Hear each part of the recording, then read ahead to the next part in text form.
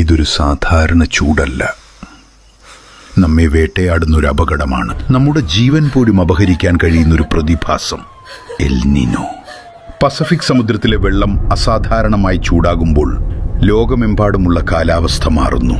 മഴ വരേണ്ട സമയത്ത് മഴയില്ല, ചൂട് മാത്രം.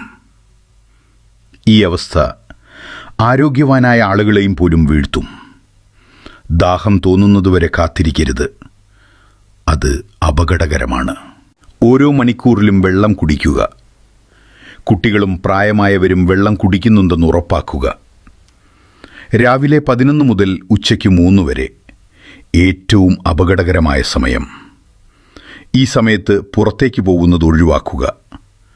നിങ്ങളുടെ ജീവൻ ഏത് കാര്യത്തേക്കാളും വിലപ്പെട്ടതാണ്. കറുത്ത വസ്ത്രങ്ങൾ ഒഴിവാക്കുക. ഇളം നിറത്തിലുള്ള കോട്ടൺ വസ്ത്രങ്ങൾ ധരിക്കുക.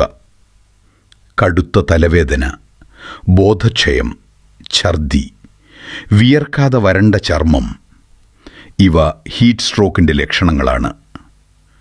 ഈ ലക്ഷണങ്ങൾ കണ്ടാൽ ഉടൻ തണലിലേക്ക് മാറ്റുക.